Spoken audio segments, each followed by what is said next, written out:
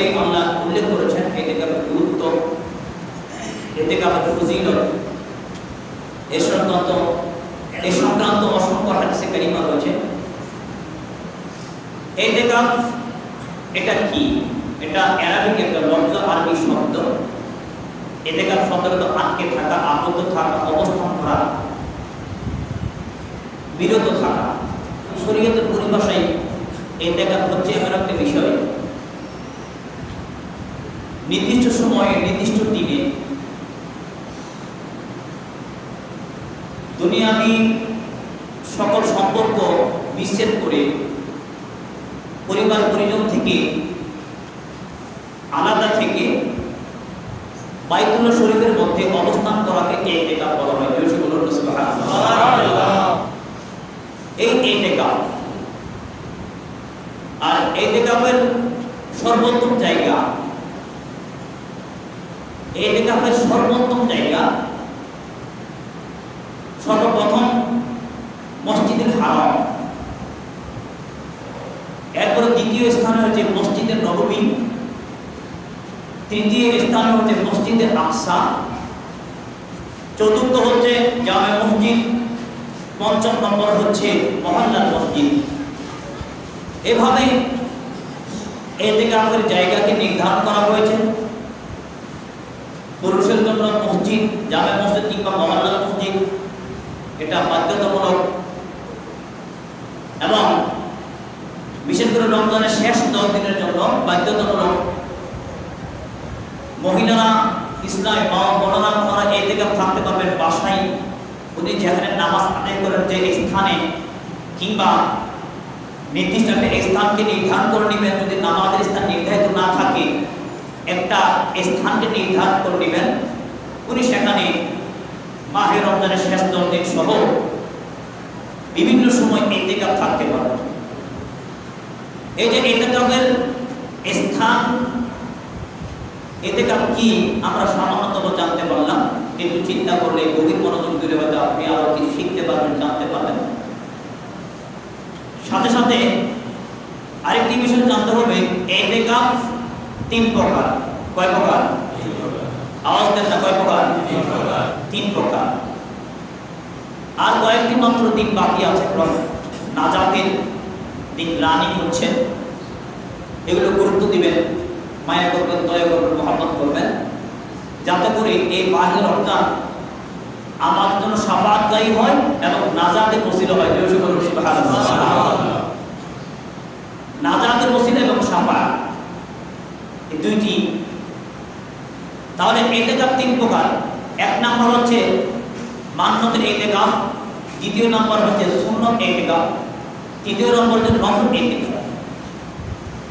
মান্নতের ইতিকাফ আপনারা জানেন, কেউ যদি মান্নত করে, আল্লাহ আমার ছেলে যদি পরীক্ষা পাস করে, তাহলে আমি ইতিকাফ থাকবো। এটা অন্তর বললে হবে না, লফজিয়া মৌখিক স্বীকৃতি দিতে হবে, মুখে বলতে হবে, ভালোভাবে বলতে হবে। আর যখন বলা হয়ে যাবে, ও ইতিকাফ যখন মান্নত হয়ে যাবে, পরিপূর্ণ হয়ে যাবে, ইতিকাফ আদায় করাটা ব্যক্তির জন্য ওয়াজিব হয়ে গেছে। এই ইতিকাফ, মান্নতের ইতিকাফ সেটা ওয়াজিব।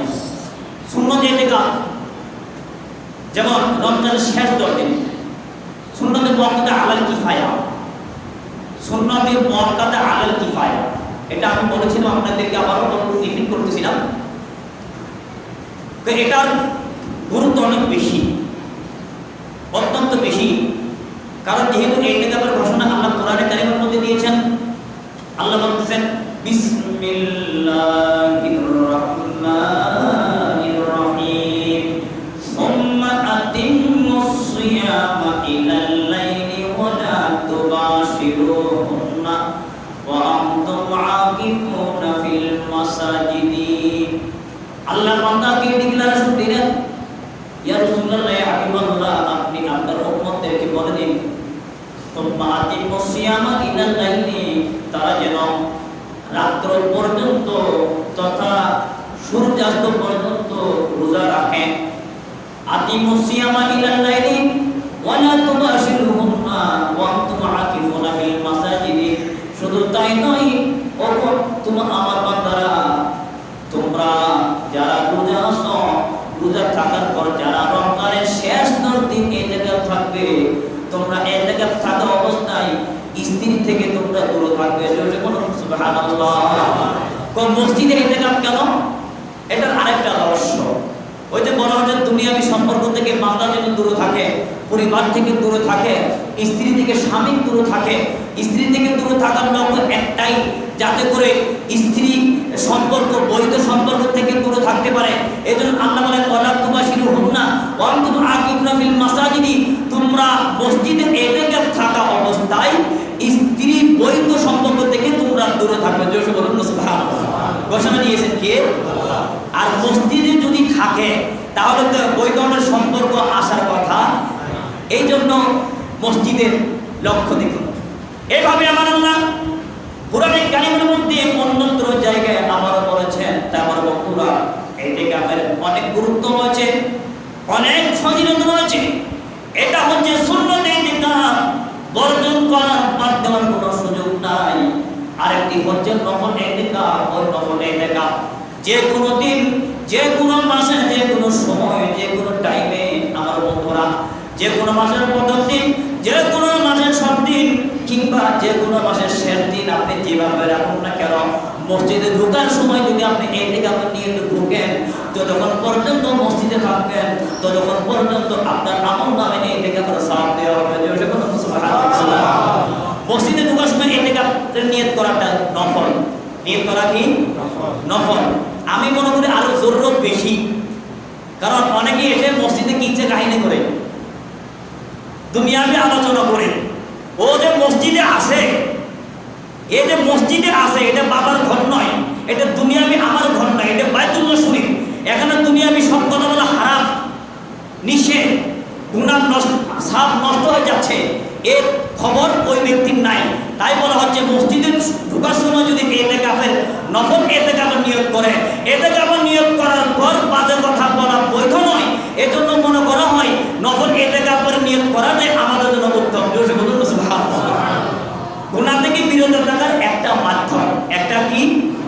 তাই আমার বন্ধুরা, ইতিকাফের গুরুত্ব, আরেকদিকে ইতিকাফের ফজিলত আমার বন্ধুরা, আমার নবী সরকারে মুস্তাফা আন আবি হুরায়রা রাদিয়াল্লাহু তাআলা আনহু আন্না নবী সাল্লাল্লাহু আলাইহি ওয়াসাল্লাম ফিল আশরিল আওয়াখির মিন রমাদান হাত্তা তাওফাহুল্লাহ। আন আবি হুরায়রা রাদিয়াল্লাহু আনহু হতে বর্ণিত, পরিবারের সরকারে মুস্তাফা আন্না নবী সাল্লাল্লাহু আলাইহি ওয়াসাল্লাম কানা ইতিকাফা ফিল আশরিল আওয়াখির, সরকার মদিনা সাল্লাল্লাহু আলাইহি ওয়াসাল্লাম মিন রমজান, রমজানের শেষ 10 দিন রোজা রাখতেন। হাত্তা তাওফাহুল্লাহ, যতক্ষণ পর্যন্ত ওনার জাহিরি জিন্দেগি শেষ হয় নাই ততক্ষণ পর্যন্ত মদিনা শরীফে উনি রমজানের শেষ 10 দিনের ইতিকাফ উনি কখনো বাদ দেয় নাই। জোরে বলুন না আলহামদুলিল্লাহ। অর্থাৎ আল্লাহর নবী মাঝে মাঝে কিছু কাজ করতেন, কিছু কাজ করতেন না। কানা ইয়াফআলু শাইআ ওয়া কানা ইয়াতরুকু, উনি কখনো কোনো কাজ করতেন, কোনো কাজ বাদ দিতেন। কিন্তু মনে হচ্ছে যখন উনি মক্কা থেকে মদিনা চলে গেলেন, ওনার জীবনের শেষ পর্যন্ত মসজিদে নববীর মধ্যে উনি শেষ 10 দিন রোজা রাখতেন, ইতিকাফ রাখতেন। জোরে বলুন সুবহানাল্লাহ। শুধু তাই না বন্ধুরা, সরকারে মদিনা প্রথম 10 দিন ইতিকাফ শুরু করে দিলেন। আমার নবী সরকারে মুস্তাফা রমজানের প্রথম 10 দিন ইতিকাফ শুরু করলেন। ইন্নাহু আলাইহিস সালাম লাম্মা ইতিকাফা ফিল আশরিল আওয়ালি ওয়া লাম্মা ইতিকাফা ফিল আশরিল আওসাতি, সরকারে মুস্তাফা প্রথম 10 দিন রোজা রাখতেন। প্রথম 10 দিন শেষ হয়ে গেল, আমার নবী আবার মাঝখানে 10 দিন রোজা রাখা শুরু করে দিলেন। মাঝখানে 10 দিন যখন রোজা রাখলেন, আতাহু জিবরিল আলাইহিস সালাতু ওয়াস সালাম, জিবরিল আমিন হাজির, জিবরিল আমিন নবীর দরবারে হাজির হয়ে গেলেন এবং বললেন তাতলুবু আমামাকা ইয়ানি লাইলাতুল কদরি ইহতাকি ফিল আশরিল আখিরি। জিবরিল আমিন হাজির হলেন। জিবরিল আমিন বলে ইয়া রাসূলুল্লাহ, আপনি প্রথম 10 দিন ইতিকাফ রাখলেন, আবার দ্বিতীয় 10 দিনে আপনি ইতিকাফ শুরু করে দিয়েছেন, আমি জানি আপনি কেন ইতিকাফ রাখতেছেন। আপনার একটাই উদ্দেশ্য, আপনি যেন লাইলাতুল কদরকে ধরতে পারেন। সুবহানাল্লাহ। জিবরিল আমিন বলে, ইয়া রাসূলুল্লাহ তাকলিমু আমামাকা ইয়ানি লাইলাতুল কদর। ইয়া রাসূলুল্লাহ, আপনি যেন লাইলাতুল কদরের মাহাত্ম্য ধরতে পারেন, এজন্য প্রথম 10 দিন ইতিকাফ রাখলেন, দ্বিতীয় 10 দিন ইতিকাফ রাখলেন। কিন্তু আমি জিবরিল আপনাকে বলে দিচ্ছি, ইয়া রাসূলুল্লাহ ইতিকাফিল আশরিন আশরুল আখির, আমি একথা আপনাকে বলে দিচ্ছি ইয়া রাসূলুল্লাহ, প্রথম 10 দিন চলে গেল, দ্বিতীয় 10 দিন চলে গেল, সেখানে লাইলাতুল কদর আপনি পাবেন না। আপনি শেষ 10 দিন ইতিকাফ রাখুন, শেষ 10 দিনের মধ্যে আপনি লাইলাতুল কদর পেয়ে যাবেন। জোরে বলুন সুবহানাল্লাহ। তাই হাদিস শরীফের প্রমাণ এটাই করে যে ব্যক্তি ইতিকাফ থাকবেন শেষের 10 দিন, শেষের 10 দিন, ওই ব্যক্তি 100% লাইলাতুল কদর পেয়ে যাবে। জোরে বলুন সুবহানাল্লাহ। উনি লাইলাতুল কদর পেয়ে যাবেন, উনি লাইলাতুল কদরের ফজিলত পাবেন, লাইলাতুল কদর উনি দেখতে পাবেন। সেটা বরকত কি শুধু তাই নয়, উনি যদি সত্যিকার অর্থে কোরআন তেলাওয়াত করতে থাকেন, নফল নামাজ পড়তে থাকেন, ইতিকাফ অবস্থায় উনি যদি শরীয়ত যে সমস্ত নির্ধারণ করে দিয়েছেন, নীতি নির্ধারণ করে দিয়েছেন, যদি সেগুলো মান্য করেন, একটা পর্যায়ে দেখা যাবে কোরআন তেলাওয়াত করতে করতে, তাহাজ্জুদের নামাজ পড়তে পড়তে উনি আল্লাহর নবীর দিদার পেয়ে যাবেন। সুবহানাল্লাহ। এরকম অনেক প্রমাণ আছে। তাই আমার বন্ধুরা, ইতিকাফের গুরুত্ব অনেক বেশি। মহল্লা থেকে কমপক্ষে আমি বলেছিলাম কয়জন, আমাদের না কয়জন, একজন ব্যক্তি থাকতে হবে, বেশি থাকলে বেশি ভালো। তখন যিনি একজন আছেন ওনার থেকে একটু আনন্দ উল্লাস হবে, ভালো লাগবে যে আমার সাইড ফ্যান আছে, এবাদত আছে। কারণ মসজিদের নববীতে আপনারা যাদের নসিব হয়েছে কিনা আমি জানি না, যারা মসজিদের নববীতে ইতিকাফ থেকেছেন, দেখা যাচ্ছে শুধু শেষের 10 দিন নয়, গোটা মসজিদের নববী ইতিকাফকারীদের দ্বারা ভরপুর হয়ে যায়। জোরে বলুন সুবহানাল্লাহ। এখানে একজন দুইজনের সুযোগ নেই, অনেক বেশি। তাই এই শিক্ষা দিচ্ছে যে একাধিক ব্যক্তি থাকতে পারবে, তাতে আনন্দের বিষয়ে, গুনাহ মাফের বিষয় কমপক্ষে একজন থাকতেই হবে। কারণ যেহেতু সরকার মদিনা, উনি ইতিকাফ বাদ দিতেন না, ইতিকাফ অবস্থায় উনি বাইরে যেতেন না। মা আয়েশা সিদ্দিকা রাদিয়াল্লাহু আনহা বলেন, আয়েশা রাদিয়াল্লাহু আনহা বলেন, কারণ নবী সাল্লাল্লাহু আলাইহি সাল্লাম লা ইদখিলু আলাইয়া রাসাহু, আল্লাহ নবী মসজিদে নববীতে ইতিকাফ আছেন, জিলুহু, আল্লাহ নবী মসজিদে নববী থেকে ইতিকাফ অবস্থায় উনি মাথাকে বের করে দিতেন।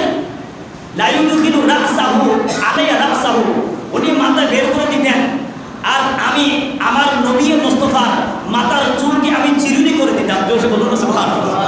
তার মানে নবীর ঘর আর মসজিদের নবী লাগালাগি। আলহামদুলিল্লাহ বলবেন না? ও আমরা তাকি কোন আয়েশা সিদ্দিকা রাদিয়াল্লাহু আনহা বলেন, আমার নবী ইতিকাফ থাকা অবস্থায় ঘর এত কাছে, কিন্তু উনি ঘরে যেতেন, আমি ঘর থেকে মাথার চুল ওনার বিন্যাস করে দিতাম, আমি মুছে দিতাম। হুসাইন ইবনে আলী আন আবিহি, হুসাইন ইবনে আলী তিনি তার পিতা থেকে বর্ণনা করেছেন, সরকারে মুস্তাফা ওনার নুরানি জবানে বলেছেন, যে ব্যক্তি মাহে রমজানের শেষ 10 দিন রোজা রাখবে, ওই ব্যক্তির আমলনামায় 2টি কবুল হজ্জের সওয়াব আর 2টি উমরার সওয়াব ওই ব্যক্তিকে দেওয়া হবে। সুবহানাল্লাহ। দেখুন, তাহলে দেখা যায় যারা মক্কায় যাওয়ার সুযোগ নাই, মদিনা যাওয়ার সুযোগ নাই, হজ করার সুযোগ নাই, আমার নবী ওনার নুরানি জবানে রাবীদের মাধ্যমে বলে দিয়েছেন, ওগো আমার সাহাবারা তোমরা ঘোষণা করে দাও, যে ব্যক্তি রমজানের শেষ 10 দিন রোজা রাখবে, ওই ব্যক্তির আমলনামায় 2টি হজ্জের সওয়াব দেওয়া হবে এবং 2টি উমরার সওয়াব দেওয়া হবে। আপনি বান্দা কি চান? এই জন্য দেখা যায় ইতিকাফ যারা এই ফজিলত বুঝে না, ওনারা ইতিকাফ থেকে দূরে। অনেক ব্যক্তি আছেন দেখবেন অনন্ত তামাশা করে আপনার বিভিন্ন মাঠে ময়দানে হোটেলে বসে বসে গীবত হিংসা সারা রাত, বিভিন্ন খারাপ কাজে লিপ্ত, কবিরা গুণে লিপ্ত, সগীর গুণে লিপ্ত, মিথ্যায় লিপ্ত। কিন্তু যখন বলা হয় ভাই বাইতুল শরীফে একটু কিছুক্ষণ অবস্থান করেন, মনে হয় মাথা খারাপ হয়ে যাবে, আযান দিলে যেমন শয়তান পালা, সব কাজ দেখলে সেই পালিয়ে যায়। এরকম আছে কিনা বন্ধুরা?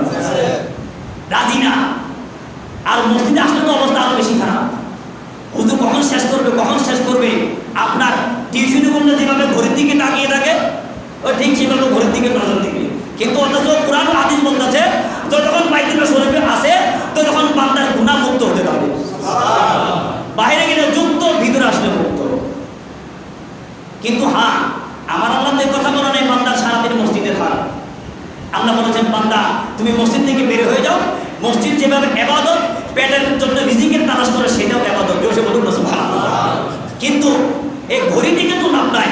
আপনার যদি জিকির আজকাল করে তসবিহ পড়েন, আপনার গুনার গাঁটটি হালকা হয়ে যাচ্ছে। শুধু তাই না আমার বন্ধুরা, হাদিস শরীফে আছে ইতিকাফকারীর আরো অনেক ফজিলত আছে।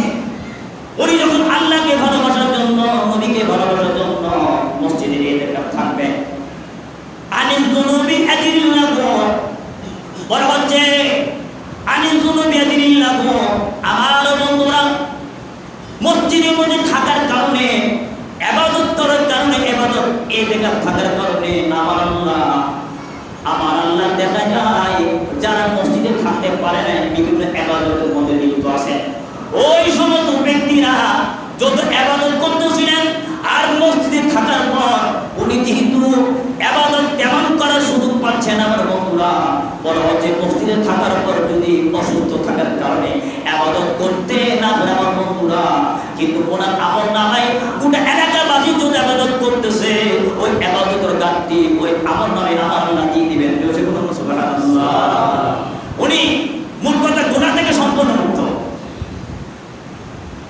একবারে সম্পূর্ণ। আল্লাহ তাকে গুনাহ থেকে মুক্ত করে দিয়ে ওই ব্যক্তিকে মাসুম করে দিবেন এবং ওই ব্যক্তির ওসিলায় গোটা এলাকাবাসী গুনাহ থেকে মাহফুজ হয়ে যাবে। জোরে বলুন সুবহানাল্লাহ। অতএব আবেদন রাখবো আমার বন্ধুরা, এই থেকে আপনি কিছুটা গুরুত্ব হয়তো বুঝতে পেরেছেন। সুন্নত মান্যতের ইতিকাফের জন্য রোজা রাখা বাধ্যতামূলক। রোজা ছাড়া ইতিকাফ আদায় হবে না, রোজা শর্ত। কিন্তু হ্যাঁ, নফল ইতিকাফের জন্য রোজার কোনো দরকার নাই। কোনো ব্যক্তি ইতিকাফ আছেন, ইতিকাফ অবস্থায় ওনার অবস্থা খারাপ, উনি অসুস্থ, হসপিটাল নিয়ে যাওয়া হলো, ইতিকাফ ভেঙে গিয়েছে।